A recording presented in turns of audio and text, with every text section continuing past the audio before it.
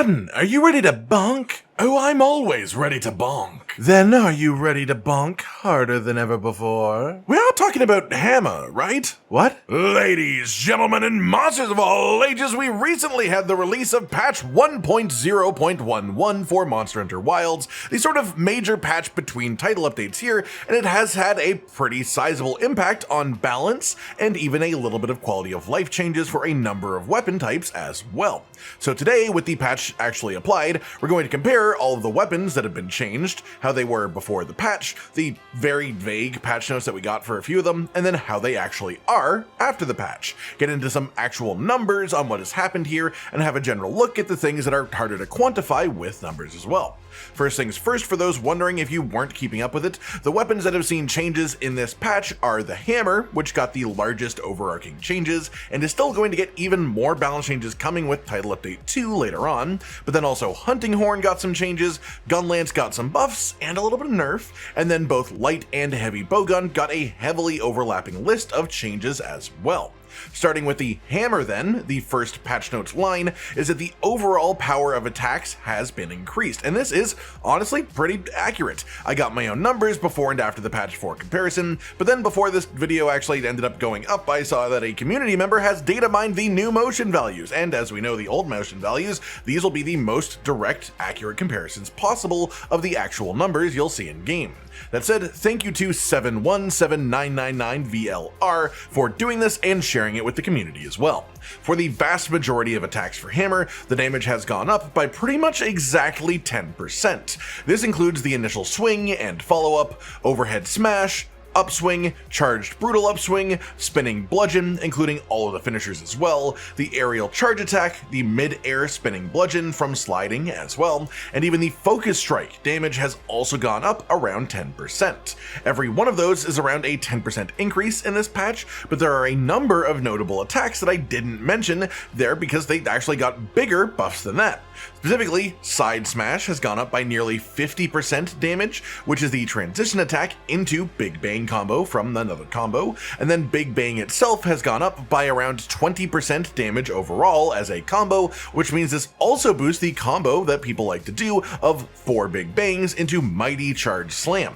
Charged Big Bang, the full level 3 normal charge attack, has gone up by around 30% damage, so this will actually be usable in certain situations now, whereas usually you didn't really want to use that much before the patch. Then Mighty Upswing, which is the level 1 mighty charge attack, has gone up by 30% damage. It has a matching motion value to the Big Bang finisher's final hit now, so it's pretty meaty in itself if you enter Mighty Charge but only have a small window to actually do damage with. Then Mighty Charge Slam, our biggest attack, also did go up in damage, but only by around 5%, so it's the smallest increase across the moveset, but also it was the strongest hammer attack before, so that's fair enough really.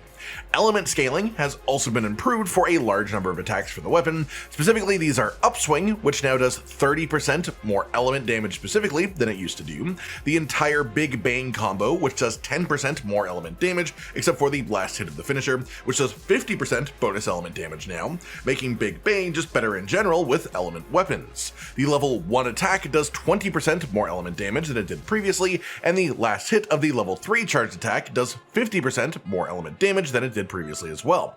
On top of this, Mighty Upswing does 20% more element damage than it used to do, and Mighty Charge Slam's second hit specifically does 50% more element damage than it used to do.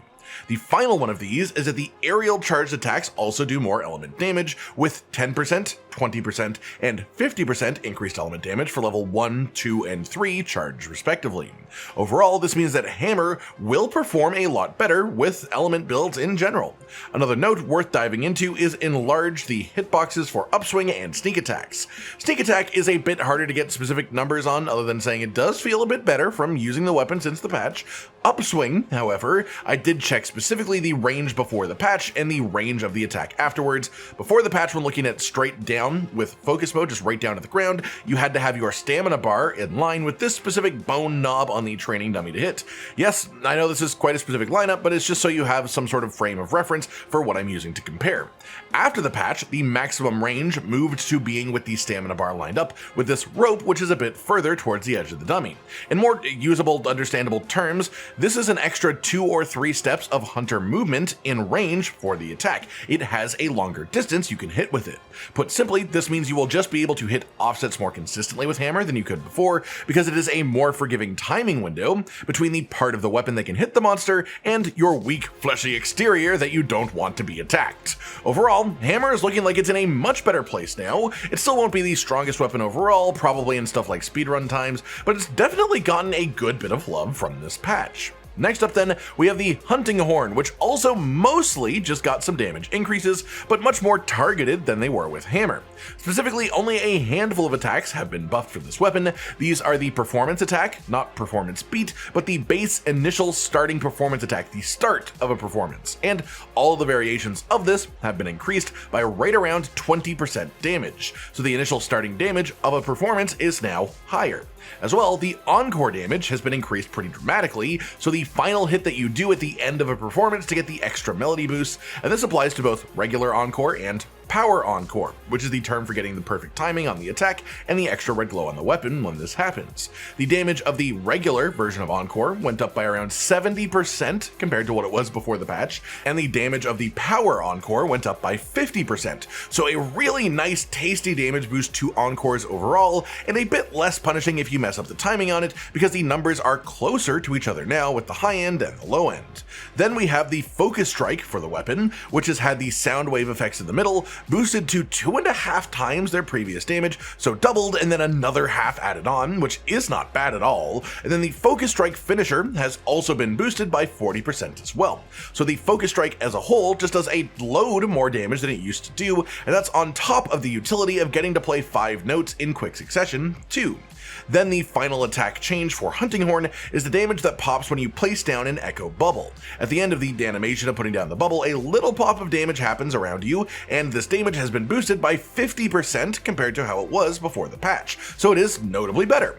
To sum these changes up, performance and encore means that performances in general do even more damage now than they used to, and you want to really focus on them for damage. Focus Strike is way more valuable than it used to be, and Echo Bubbles you will use the same amount as you did previously. They'll just slightly apply more damage when you first put them down, and that's pretty much everything of major note for Hunting Horn here. After that we have the Gunlance, and this got quite a comprehensive list of overall changes. First they messed with a bunch of motion values to boost damage of a number of attacks. The Rising Slash attack and Overhead Smash, which are both a consistent part of the full burst combo, have been boosted by 30% and 15% damage respectively.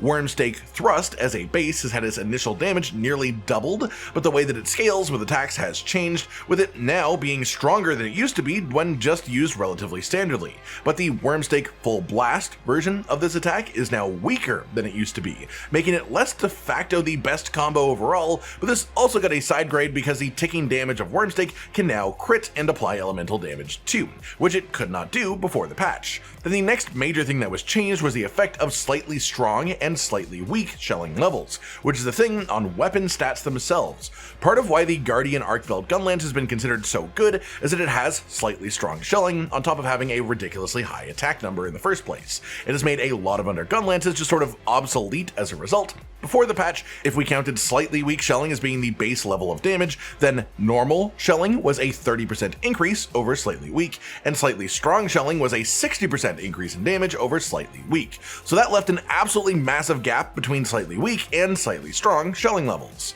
After the patch, both of these gaps have shifted. The normal shelling level still hits for the exact same damage, so the midpoint is identical, but the relative scaling of the other two options is different. If we once again treat slightly weak shelling as the baseline, normal shelling is only 15% higher now, and slightly strong is 30% more damage than slightly weak shelling. So the difference between them is half as much as it used to be. It means that weak shelling has improved, normal shelling is just identical to what it was before, and strong shelling is a bit weaker, a bit more in line with the rest. As a result, the best weapon will be less dependent on shelling levels specifically, and that change alone makes a lot more Gunlances viable. That said, if you change nothing about your set and you were already using a meta Gunlance, your Gunlance shelling damage would just be less than it was before the patch. But the next big change for this weapon is actually to do with the stats on some of the weapon options, because the devs have reinvigorated interest in artian Gunlances, as they have changed all artian Gunlances that have element or status on them to have slightly strong shelling power instead of only normal. Of course, as we just went over, this is less of a big deal than it was before the patch because they changed the values on this, but it still means that for the purpose of shelling specifically, artian Gunlances are now actually way better than they were before. Specifically, the best artian Gunlance roll generally will just be 5 attack increases, as affinity and sharpness aren't really important for Gunlance, which would make it a 230 attack weapon with 5% positive affinity. In comparison to the Guardian Arkveld Gunlance, which is 240 attack minus 10% affinity, this means that you would lose 10 attack but gain 15% affinity if you use an Artian Gunlance instead of Guardian Arkveld. On top of that though, you also gain more decoration space, which can be used to increase your damage as well, and what you lose in exchange is ranks of Guard, which comes naturally on Guardian Arkveld Gunlance, and that can be useful defensively, but if you wanted Guard anyways, you can just slot in those decoration spaces that we gained instead. Generally speaking, if you only care about shelling damage, Guardian Arkveld Gunlance is still slightly better, but now a perfectly rolled Artian Gunlance should be at least equal to, if not better overall, especially now that Wormstake can now crit on more of the hits too, and we can have the elemental scaling. Also important to note, if you want to do a normal or long shelling type playstyle instead of wide Gunlance, Artian are just pretty much the best for those now overall, so it definitely is the king of at least something. Then to round things off, we have the Bowguns, and I'll be doing these somewhat together as they have a ton of overlap in their changes. Many of them are more specific to ammo types rather than the weapons themselves, which makes them line up nicely.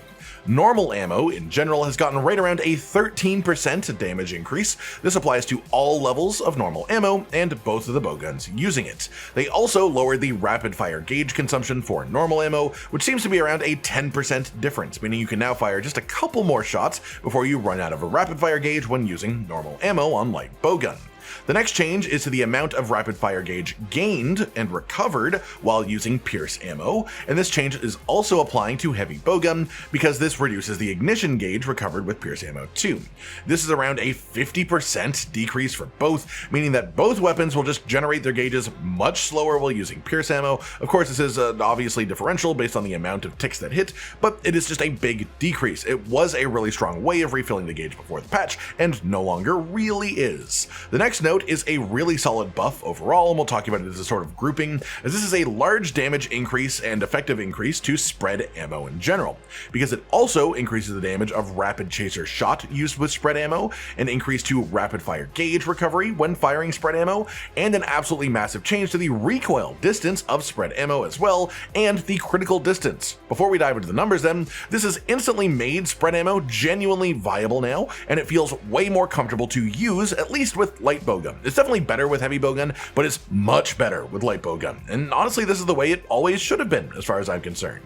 As for the damage specifically, spread ammo across the board seems to have gotten around a 25% damage increase, all levels, both Bowgun types, and that is a pretty solid increase on the whole. But the damage was never really the main issue, though it does help, and I would argue the main problem was recoil combined with critical distance. Critical range is now around 10% further on the max distance, but they don't seem to have removed the minimum required distance for spread ammo, which is still a little bit awkward.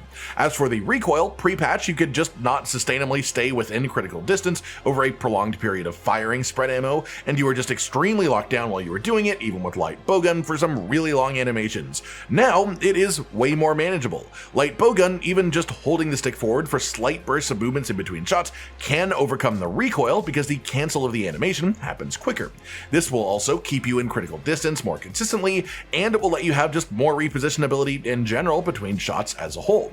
As for the gauge increase when firing spread ammo, this will also apply to the ignition gauge recovery for heavy Bowgun. It is now around 200% faster to regain gauge with spread ammo specifically, and it now takes a much more equivalent time between the 3 standard ammo types to refill your gauges for either one of the Bowguns. Pierce is no longer head and shoulders way above the rest, and spread is not knees and toes below. I don't think that's an actual expression, but it should be. Then next up we have elemental ammo changes, and these are the big nerfs to the weapons really, though they are less painful than you may have immediately guessed from seeing the vague patch notes to begin with. While the notes say that elemental ammo damage was decreased, this is not the case in action. For light bowgun, the damage of the individual ticks of element ammo has actually gone up by around 5%, so the damage is increased for elemental ammo, but the damage is identical to what it was before the patch for heavy bowgun, so neither weapon had its elemental damage decreased, and light bowgun specifically actually had it go up. The big nerf, however, is lowering the maximum ticks you can get from elemental ammo. They've decreased the full maximum possible from 7 down to 6, however, unless you were capping your FPS, you were never hitting the full 7 ticks before anyways. So if you were doing that, you've lost about 16% damage potential per shot, which is offset a little bit with light bowgun from the damage gain.